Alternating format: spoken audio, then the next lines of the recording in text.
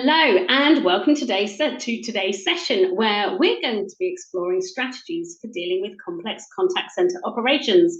I'm Lee Hopwood, CEO here at the CCMA, and I'm joined by colleagues from across the industry. We have Ryan Rupatazzi, who is Head of Assisted Sales and Early Life Care at Vodafone, and he was also winner of Contact Centre Leader of the Year in 2021 at the UK National Contact Centre Awards. So delighted to have you on board. And Catherine Ehlers, who is the VP of Customer Experience at Massimo Consumer, and also Spencer Brooks, one of the co-founders of TKG, the Knowledge Group. Now, we know that contact centre operations are more complex now than they have ever been before, and certainly in the 30-year history of the CCMA. And it's compounded more and more by channels and the more reasons to contact. And I mean, there's so many things that influence just how complex the contact centre operation is. Over the course of the next hour, we're going to be exploring what makes the contact centre so complex. It's not just about channels, it's not just about reasons to contact, there's so much more. And we've got this brilliant panel of industry leaders that are going to explore some of the strategies that people like yourselves can take back to your operation to make sure that the operation doesn't get out of control, that you're able to keep a good management on your operation. If you've got any comments or views that you'd like to share, please do use the chat, which you can hopefully see on screen. And if you've got any questions, please put those in the Q&A, and I will be putting those questions to our panel as much as I possibly can throughout the course of the next hour. So let's start with a poll. So what makes your contact centre operation complex? So hopefully that poll is going to appear on screen now. There you go. So what makes your contact centre operation complex? So please tick all that apply. I'm going to rattle through them while you're making up your minds as to which ones you're going to tick. So multiple channels, many different customer segments, multiple brands, range of products and services offered. Your language requirements, operation is split across different geographies. You might have complex customer vulnerabilities. You might have multiple technologies that are causing that complexity. Maybe call or contact length, lack of self-service options, working patterns with hybrid working, and the number of metrics that are monitored.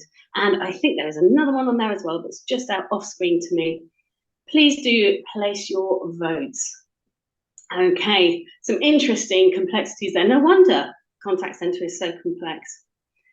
So, Spencer, there's a lot there, isn't there? It's definitely starting to fill up from people's responses. Yeah, a lot there.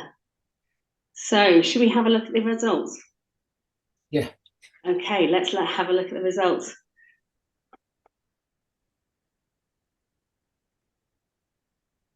There we go. Spencer, I'm going to come to you to get your view on what you can see in those results. So it looks like that range of products and services is pretty high up there. Multiple technologies, that doesn't really surprise us. And multiple channels, not just because it's top of the list, but we know that that is a challenge. Let's leave that poll result on screen for the moment. And Spencer, talk us through what your interpretation of those findings are. Well, I think it reflects kind of what we've seen in 2023 and before that. You know, we do a lot of activity either with in-house operations or a lot of sourcing events. You know, that's what we do as a business in terms of people looking to source activities, and complexity kind of comes into that. It's kind of complicated. I mean, there's individual parts, but looking at some of those things and how they kind of fit together is quite interesting in terms of the trends that we see. So, you know, customer channels of choice, as we kind of see there is multiple channels, is definitely a complex part of the world that we live in now. So how do you deal with customers who are surfing between channels to basically get their either products ordered or services understood or complaints completed? You know, how are you dealing in a consistent message across those kind of channels? And that is still the utopia that everyone is still trying to deal with. And as soon as you've solved one channel, there's another one. Yeah.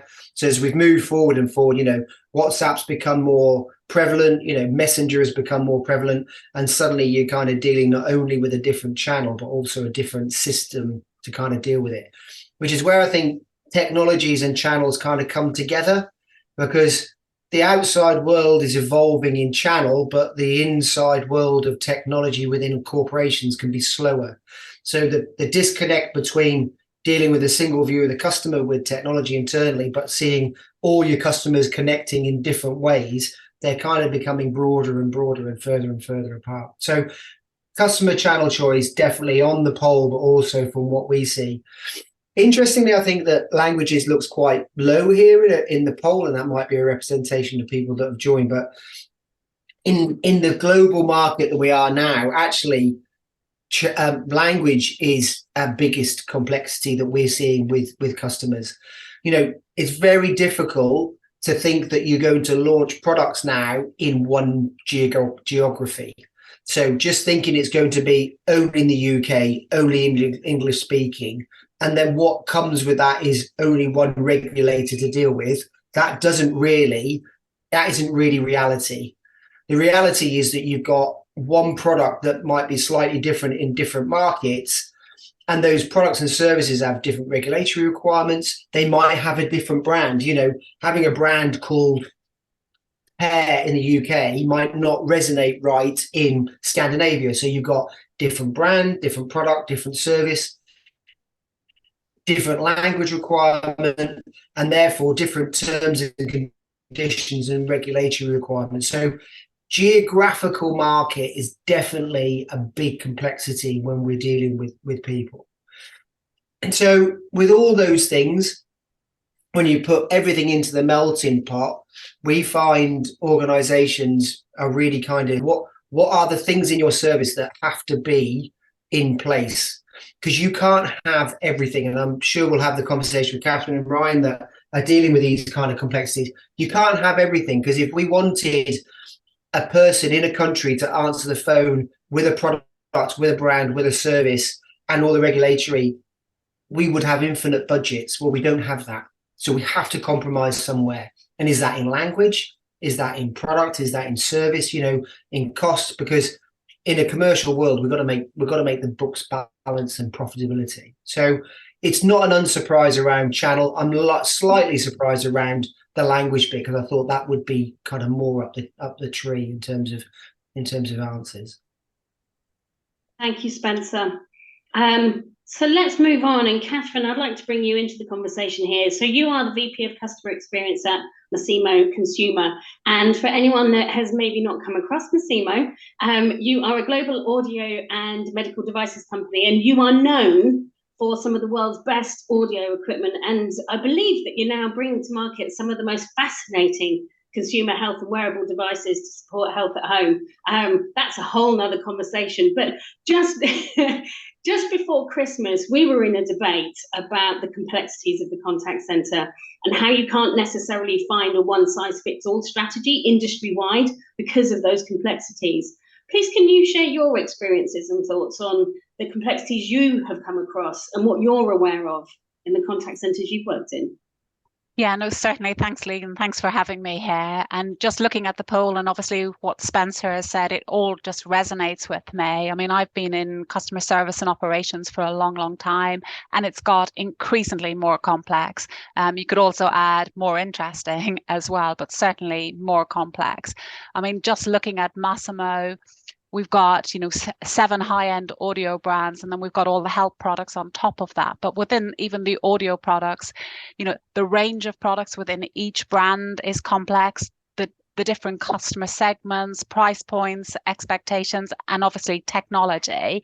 Again, talking back to what Spencer says, we're global. We've got operations in the UK, right across Europe, North America, APAC. We've got, in terms of our support, we're both in-house and we use a lot of outsourced partners.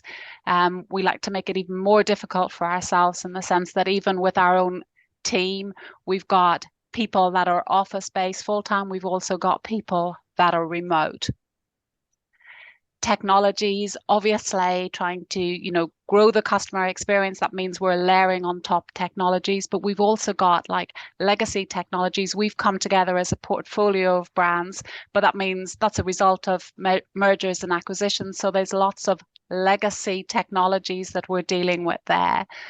And then very much in line with what Spencer was saying, you know, multiple brands, multiple languages, but also often we don't have the contact volume that warrants us having, you know, as Spencer said, one person managing one kind of like contact use case. So that there's compromises. We're asking a lot of our agents to kind of, you know, deliver the brand expectation, the customer expectation, and maintain that brand reputation, which is, you know, fundamental to us within the premium brands that we're dealing with. And I think through the pandemic, customer expectations have risen a lot, and also has our agents' expectations. So yeah, it's certainly more complex, I think, than ever before. And do you know what? It's interesting what you talked about your call volumes there, and actually, so we'll come to Ryan at Vodafone in a moment, who I'm sure your call volumes are on a different level to Massimo. Massimo being mainly B2B and some B2C, but I guess that does bring in a complexity that we didn't put on the poll, was that actually if you've got less call volumes but more complexity, that yes, the reliance you have on your front line is so much greater. Yeah, you know, and we're certainly probably more B2C than B2B, but we definitely don't have the volumes that Vodafone have. Yeah. Yeah, no, interesting. And hey, for you guys that are listening into the conversation, if you've got any comments, anything that you want to share from your experiences, please do feel free to put them in the chat. So given that we've got this complex environment, and Catherine, you've lovely articulated what you're experiencing, what does this mean to the contact center operation? What do we need to be able to handle these different requirements? Spencer, I'm going to come back to you. What do we need? What are the things that we should be thinking about? So is that me or Ryan? Sorry, Lee. Back to you, and then I'll bring in Ryan in a moment. Okay. Well, the interface between customer and consumer is vital, and the assistant, like I think Catherine pointed out, we're asking a lot of agents to now deal with multiple things. So assisting agents with technology, whether that be interfacing with customers in an easier way, understanding and getting hold of knowledge in a better way, that is at the forefront of what needs to happen, because you just can't stretch someone that much. You know, there's that kind of elastic band or kind of principle that you're going to break it at some point. So the ability to stretch someone further has to be through either AI or assisted kind of technologies for the agent. There's obviously assistance for the customer, but the customer is so much in control of what they want to do, and they're going to move, that you could try and move yourself with where they're going. That's just going to be evolution. But control what you can, this point about immovable objects, you've got to kind of control where you are. And especially as we look at things like, there's definitely a lot more movement around in the non-voice space around using technology to convert text and messaging into one language. Yeah. So that allows you to hopefully, you know, scale in one language, but to deal with multiple languages or to deal with multiple products. So the filtering between consumer and agent is definitely kind of a move forward. Not completely tested, you know, not even language IVRs are as good as they kind of play out to be, but the text conversion, and, you know, you can see it with the evolution of ChatGPT, you know, those things are becoming more and more, and we're seeing a lot more of that activity where people are either using low-cost locations or using single locations to be able to deliver scale of volume in terms of multiple linguals. So that's definitely a movement towards it. So technology is one. You know, outsourcing brings expertise, but I wouldn't necessarily say it brings expertise in what the product is. You know, we should be really, really clear that they're really, really good at expertise in efficiency and effectiveness, and when combined with an internal knowledge around product and service, can bring some different flexibilities and obviously economies of scale. To Catherine's point, if you haven't got the scale in a particular country, it can be quite cost prohibitive to scale something up on a small size for a small market. So, outsourcing can kind of bring that kind of dynamic as a blend of in-house and outsource. But, be careful with the handing over something that you haven't got full control of yourself and adding the extra complexity of managing a third party. Yeah, you've got to have your own house in order, understand exactly what's happening at a local level, and it's not just in people's heads, because if you put it to somebody else and that knowledge doesn't transfer over, then that kind of can make it even worse of a situation you are. So knowing what you do and knowing what you're good at and what you need help for is basically the kind of mix. But technology definitely and expertise in certain areas is useful. Thank you, Spencer. And in a moment, there's a question in the chat that I am going to put to yourself, Catherine, actually, around advice for public sector. And there is a comment just in response to your technology conversation there, Spencer.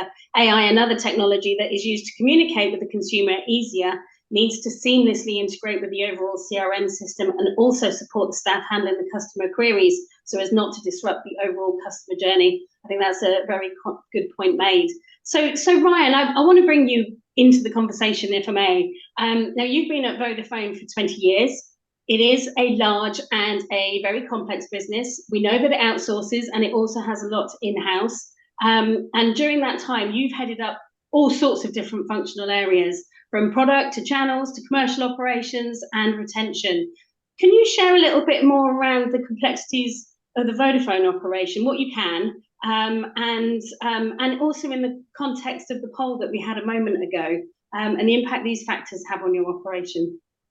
Yeah, sure. Afternoon, everyone. So it's really interesting actually looking at that poll. It was probably easier actually to tick the things that don't apply than that do apply, I think. And then listen to Catherine, because what I find in our industry is we all have the same pressures, if you want, problems, objectives that we're all trying to do, and it's just different scales depending on a different company, as you said before. As you said, Vodafone, the bit of Vodafone that I work in now is the consumer side of things. And that alone, we've got almost 9,000 people in our frontline teams, spread across various sales teams, service teams, some really specialised teams. And then one of the things we're trying to do is almost simplify. So I think, again, we're talking about a lot of complexities. A lot of these complexities we tend to find we are, unfortunately, our own kind of worst enemy. As you said, I've worked in lots of different bits of Vodafone, and I've probably caused a lot of the complexity for our frontline in some of my previous roles, where I might have been designing products and services and doing things like that. And I think, to put it into perspective, when I moved into the area I'm in just now, let's go back 2 years ago, we had over 40 individual campaigns, right, which is complex in its own, and that just happened kind of over time. Vodafone is now 40 years old, so you almost evolve and you grow, and that's just one of the complexities you deal with. Layer on top of that systems, customer products changing, customer needs changing, and before you know it, you can end up in a really difficult situation where, as we talked about before, you really have to look at it as a business and decide what is the priority here, what we're going to tackle first, and how we're going to tackle it. So, yeah, lots of different things. And I think, going back to your question then about the list, I have all the same things. I've got in-house frontline. I've got an outsource people. I've got 4 different time zones, 3 different countries, multiple systems, knowledge tools. Sales and service are very, very different as a call type as well, and how you deal with them and what pressures they might bring to your operation as well can be extra complexity. So yeah, I'm sure we'll get into the conversation as we go on, but how we try to simplify and control the bits that we can control is huge, I think, if you're going to actually make things better, ultimately deliver a better customer experience at the end of it, which is essentially what we're all here to do, isn't it? No, absolutely. And you're right, Ryan. I am going to come back to you a bit later about how you're managing those complexities. But Catherine, if I can put the question to you that is in the chat, and I know that there are a few more in there now, but public sector organisations tend to think that complexity in operations is limited to them. What would your advice be to public sector and NGO organisations where the budgets are tight but the demand for contact is increasing? And I'm leaning into your experience around actually relatively small but complex operations and being able to align to what that question is asking. Okay, I mean, for us, there's all the kind of hygiene factors that you would expect me to say around people, making sure that you've got the right strategies in place there. Big thing around communication, clear vision, so everybody knows where they're going. When we start to think about small volume, rigorous planning and really knowing where your contacts are coming from, what are the reasons for contact, measuring your metrics and whatever. But then it's knowledge management, and not only having your knowledge, as Spencer said, there's a tendency in smaller organizations to have a lot of tribal knowledge, but actually making sure that we kind of capture that knowledge, making it usable, easily digestible, and in the flow of the conversations. And more, I mean, we're not there yet, but certainly, trying to get better and better with agent assist, because it is just complex, but having that core knowledge. And longer term, and obviously there's budget implications for that, but looking at the technologies that eliminate some of those complexities. And for us, that is, around language, and how we can, as Spencer was saying, think about that kind of like managing it in a core language, but being able to respond and service the customer in multiple languages. I think it's interesting, 50% of the work that we do is in the public sector, either supporting or actually helping inside. And I echo those points with Catherine. Going back to that immovable object thing, there's some different complexity challenges within public sector operations that are immovable. And I think you've got to deal with those and make sure you actually understand the constraints of those within how efficient you can fundamentally be. And I think that's a really good place to start. With the constraints you've got around shift working patterns, there might be unionization and those kind of stuff. There is no way that you are ever going to be at the maximum opportunity of efficiency. So where can you get to within the constraints of where you are is a really good starting point as a building block for, I can only ever be this efficient. Therefore, to Catherine's point, how do I then take volume out? How do I deflect? How do I do something else? But taking it from the ground up is a really good place to start. Thank you. Go on, Catherine. Yeah, and then, the other key component there for us has been insight and analytics, really getting to know at a granular level. And I think that also enables you to outsource and scale. So, yeah. Thank you. And in fact, that leads us quite nicely onto another question that's in the chat that, Spencer, I'm going to put to yourself initially anyway. Do you have any experience of client constraints around UK-based operations only impacting the ability to scale cost effectively? Any tips on other ways to be cost efficient? Yeah, I mean, it's a really in the moment thing, isn't it? The labour market in the UK now is so massively constrained. I was talking to someone only the other week. 10, 15 years ago, there were plenty of jobs and plenty of labour market for it. Now we have the opposite. There is still loads of vacancies, but not the labour market to support it. And the ability to shift from one job to another is so much more easier now. The fact that before, if you lived in a 30-mile drive time of where you work, that's your catchment for work. With hybrid working and virtual working, your ability to work is across the whole of the country. You don't have those constraints anymore.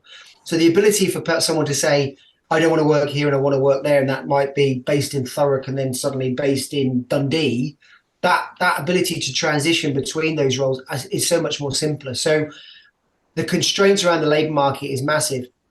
What we've found is Again, we come from the side of actually pockets of smaller organizations have actually gone back to creating home hybrid working within a kind of hour's drive time. So they actually do collect and get to a population closer to where they are.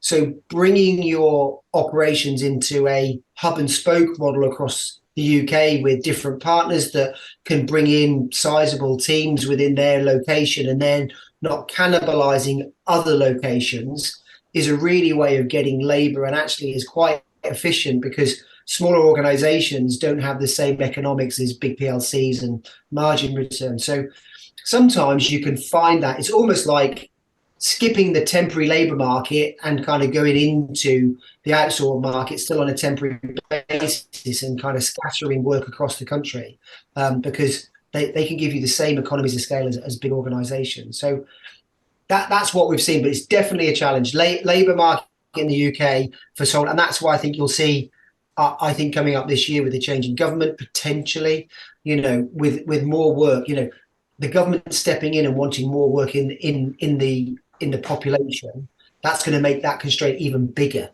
There's work going out at the moment which is being looked at. That could take a large population of the market out again. It's going to make it even more tighter for a peripheral organisation. Interesting, Spencer. Thank you. In a moment, Catherine, I'm going to come back to you about the strategies that you've put in place to deal with the complexities that you're facing. But Ryan, I'd like to put one of the questions that has arrived to you, if I may. I'd be interested in any insight into how we can map out role complexity for frontline staff. With all of these complications impacting our staff, how do we know when the cognitive load is too high? I'm hoping that you might have had a moment to think about that one, having seen it come in. Do you have any views on that? No, I think it's really important because it can be too easy to, I guess, breach that threshold of you go too far almost. One of the things, talking from experience, that we've tried to do to help with efficiencies, but also to help with our frontline deliver a better service, is to almost consolidate these specialist roles that we accumulated over time. Now, to do that, though, we're asking an individual to adapt and almost take on additional responsibilities, learn about maybe multiple products instead of just one, maybe look at multiple elements of a product or a customer life cycle instead of just one. And exactly as the person's asked, this is extra knowledge, extra load. And it's how do you get that right? So the way that we do it, it sounds really simple. I guess the main way that we do it, there's a few other different techniques, but the main way is just to really constantly talk and listen to the feedback that we get. Our people are effectively the cheapest consultants we could ever have, because they will tell us, when things aren't right. They will tell us what needs changed, and if you can instill a confidence amongst your people that you want to hear their feedback and you're willing to act upon it, then getting feedback from the front line to you will never be a problem again. They are so willing to share because ultimately they just want to make things better, not only for themselves, but ultimately for their customers as well, because nobody wants to be in a position where you feel like you could do a better job. So I think, always keep those lines of communication, channels of communication open, and I guess accept any feedback in a positive way. And then really try to act upon it and demonstrate to your frontline teams that you're willing to make the change if they can feedback. And I think that's what we've done, and that's the best way of you knowing when you went too far and there's too much load, if you want, on your frontline. And it's interesting how we, from the feedback we're getting from members, is the complexity of the front line is growing, and therefore keeping an eye on that complexity. And like you say, that feedback loop, so important. Catherine, I want to come back to you and ask you about the kind of strategies that you've deployed to deal with some of the complexity that you've got. Is there anything you can share? Yeah, I mean, I think a number of them we've touched on already around the knowledge management piece. I think that's key. And I think I've spoke about that quite a bit, but also the whole kind of data analytics and insight, again, with what Ryan was saying, really understanding what's going on, but both from your customer point of view, but also from your agent point of view and what they're seeing. So kind of augmenting some of that like outside in view with the inside out view, and making sure that you really understand. All of your people strategies are so important, because without the people and really getting them engaged with the brands and the products that you're supporting and the services, so we do lots of experiential things, so people can, the agents can experience our products, understand the loyalties that fans have and whatever, so that they really engaged. Another component for us has been the digital first, and trying to motivate that, because that enables technologies for us. And then again, I go back to outsourcing for scale, removing some of the complexities, but also allowing us to really concentrate on those foundation stones, and that's knowledge and whatever, and then enabling that agent assist through technology. I completely concur. That point that Catherine made right at the end there, which is,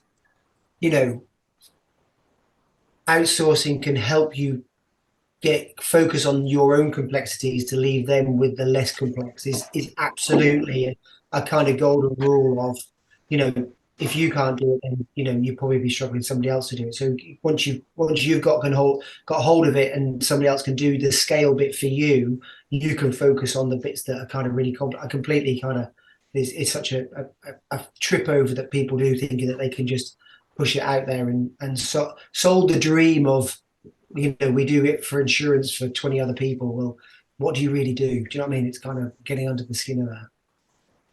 And Spence, what else from what Catherine's just shared?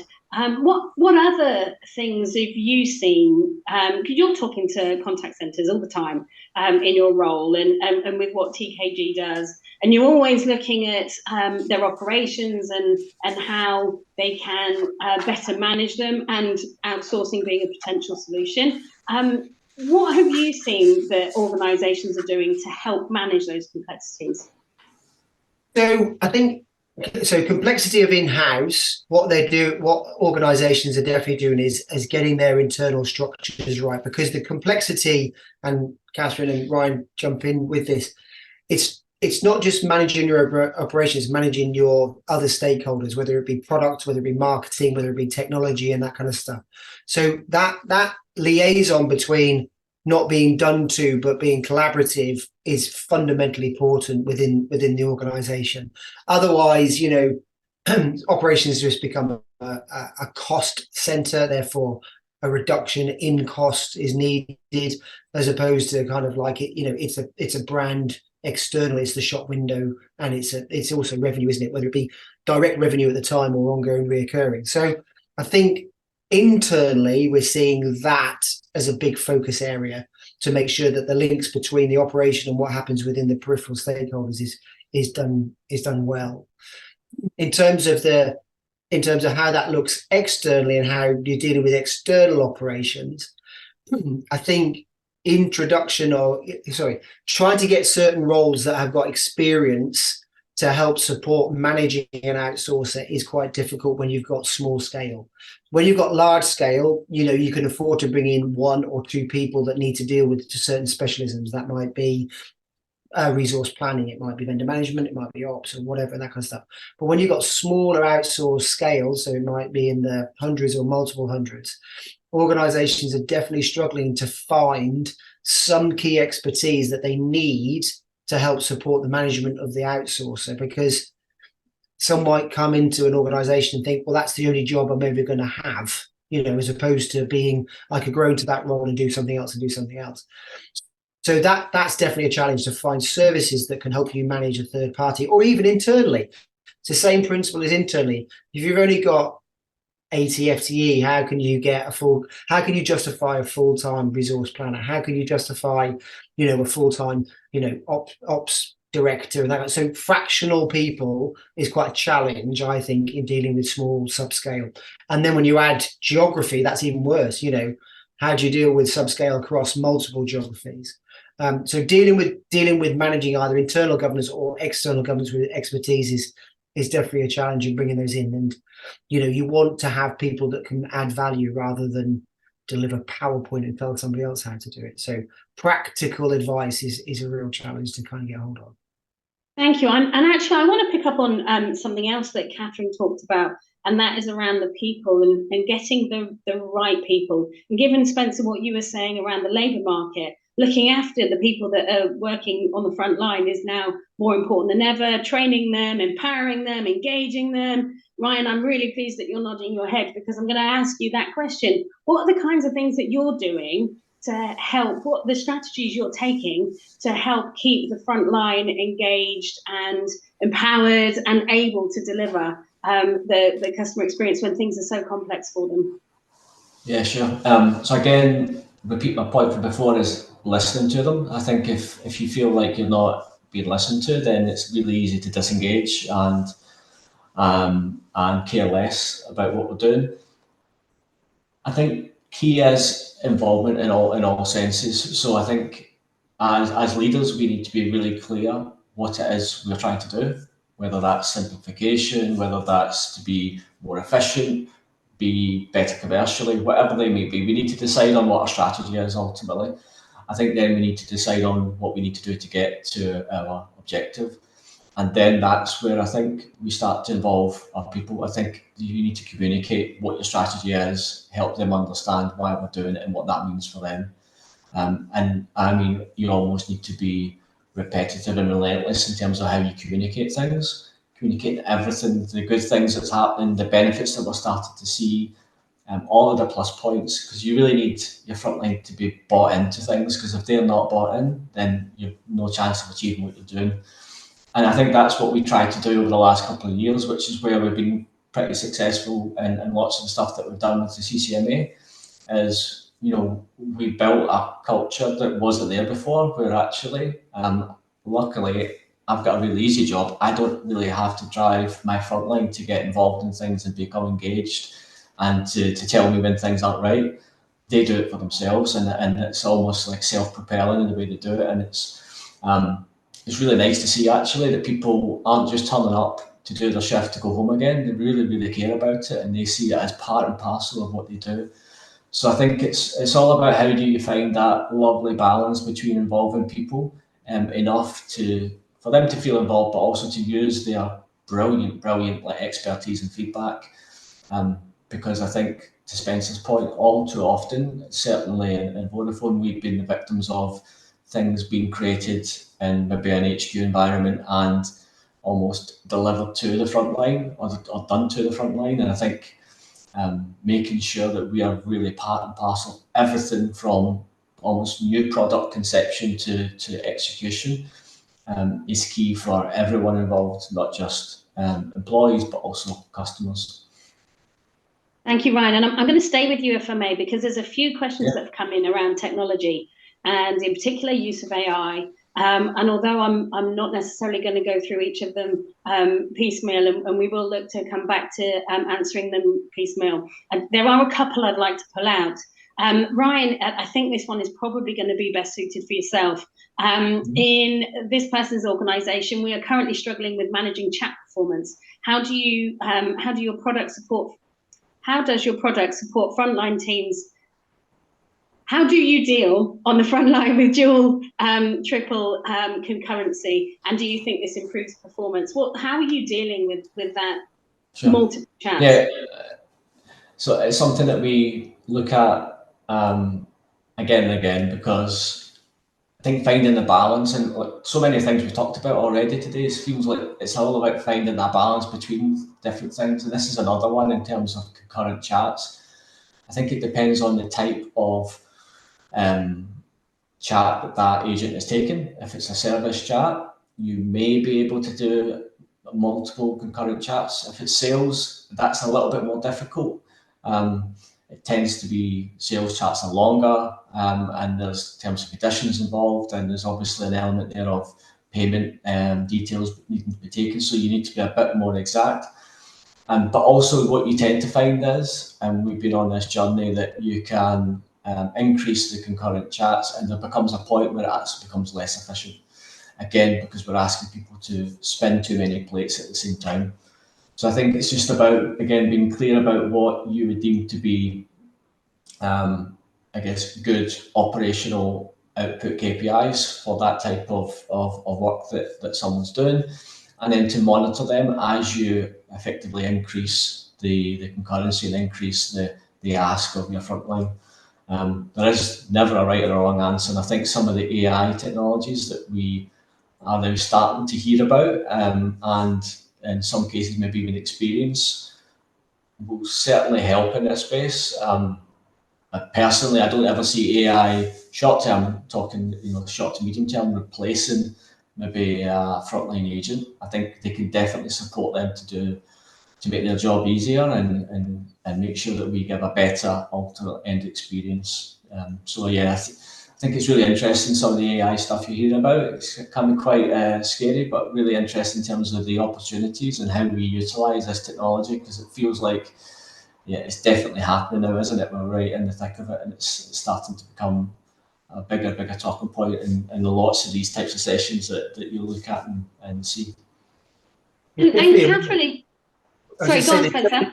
No, I think there's definitely a bit. I think, take Ryan's point, the original view of chat being massively concurrent and that kind of stuff is definitely kind of those utopias have moved away. I think the other thing as well is that, fundamentally it's still an inbound channel. So you still have to deal with the basic planning complication of the fact that you've got people waiting around for a chat to come. There's a lot more technology now, and it has to be for the right service environment where chats are displaced into segments of when people can do it. So rather than you chat automatically, you leave a chat and then someone will say you'll get something back in the next couple of hours, and then that becomes the automated chat. So the ability to take chat away from an inbound channel and displace it into a flat profile can actually mitigate the need that you need to do 2 or 3 at the same time. So, but it's all different depending on what you're trying to serve. If you want something serving now, it needs to be concurrent chat. If it's something that can wait over 6 hours, 24 hours, then you can move things around. And that's actually quite a good customer experience. And technology is allowing that to happen.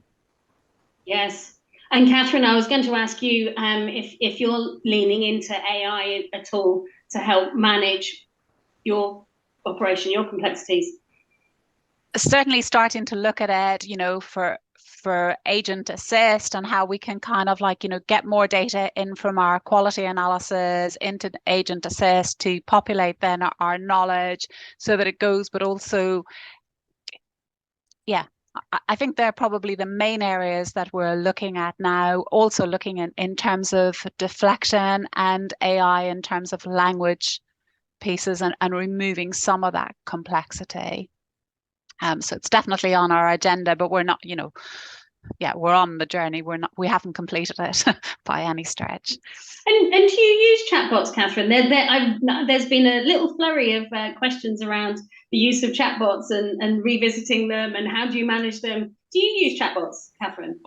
We use self-service in a number of areas, and we're starting to look at chatbots, but we're still very much on the beginning of that journey, and it's not the utopia, you know what I mean? So I think a lot of it is around data and really understanding everything at the granular level and thinking about, when we were talking there about concurrent chats, but again, what are the areas, the contact reasons that you can put onto concurrency, others that need dedicated, what can you self-serve, what can you automate?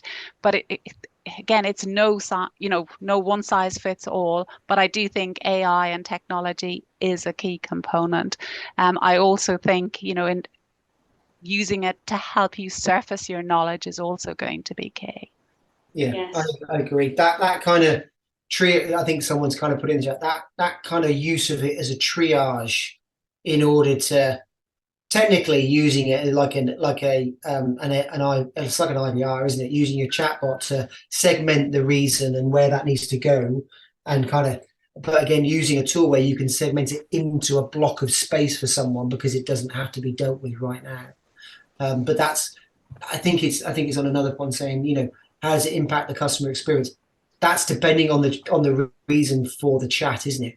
So you've got to understand your CX strategy of how do you deal with certain things that people are asking for, because they are willing to wait if it's the right answer at the time that they're willing to have the conversation with, as opposed to, prime example, in insurance, first point of loss, I've crashed my car, I don't want to be talking to a chatbot. It's kind of those kind of things. You've got to deal with your CX experience at the point of engagement.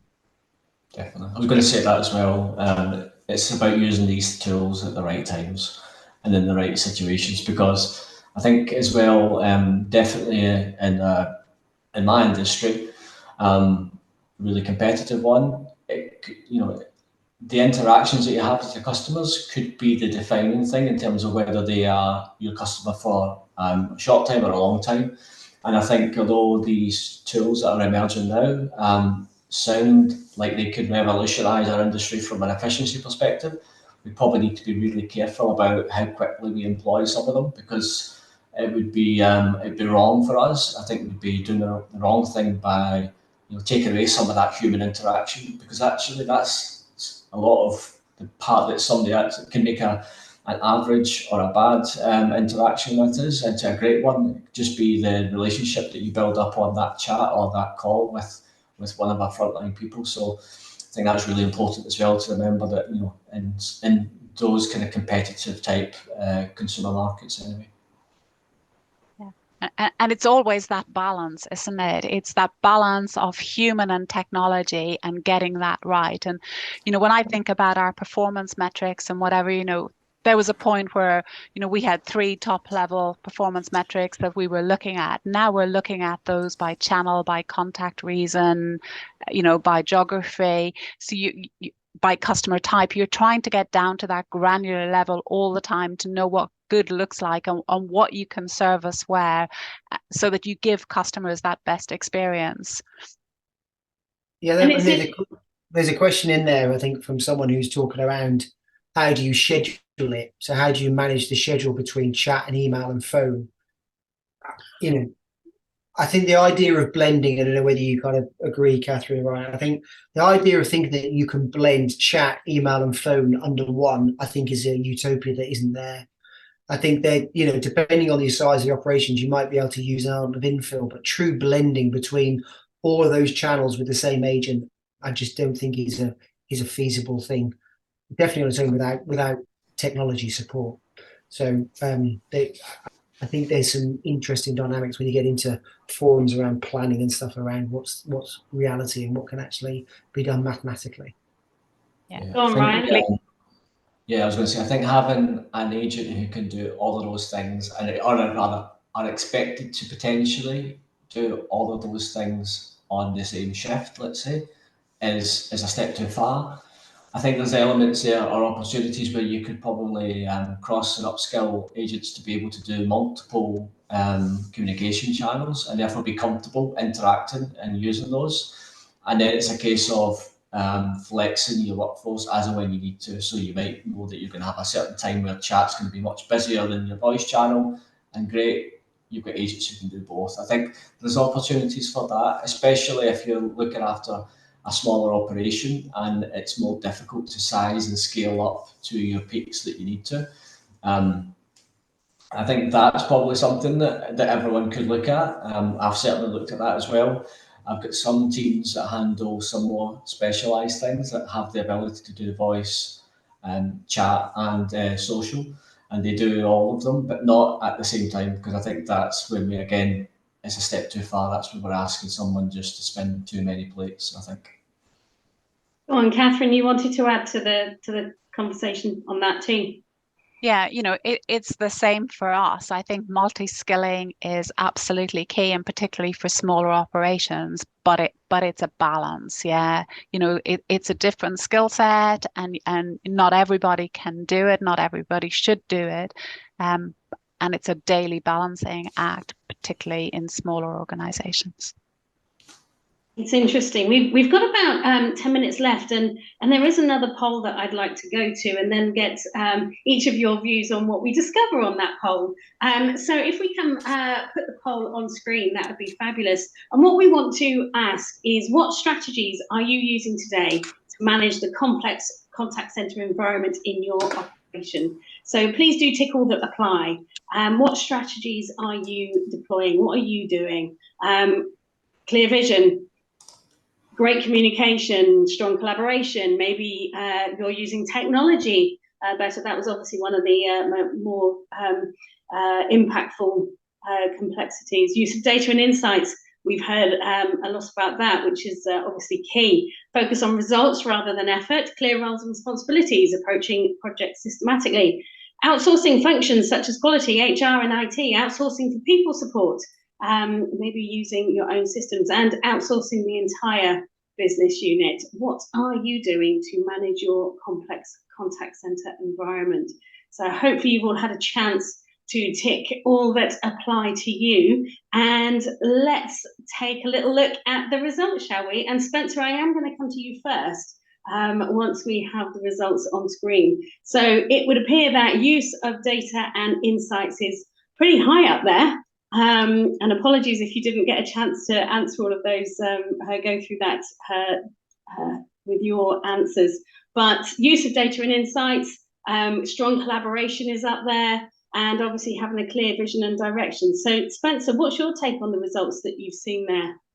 I think it plays to what we've been saying, in terms of things. So vision, direction, and priorities, I think falls under that whole thing about CX strategy. And then you've got collaboration across teams. We talked about that, getting your ducks in a row and working collaboratively either internally or on a racing model with your third party is key. I think the data piece is interesting, isn't it? It's another buzzword that everyone says, data versus insight versus analytics. Knitting together data from systems is still really, really hard.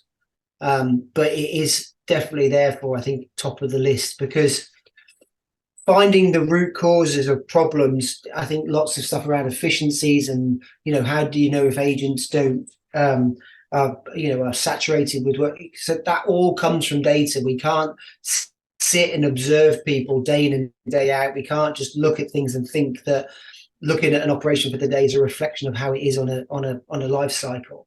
So actually, the use of data and insights to really get under the skin of things, or prove or disprove hypothesis that we have, is important. So I'm not surprised that's top of the list.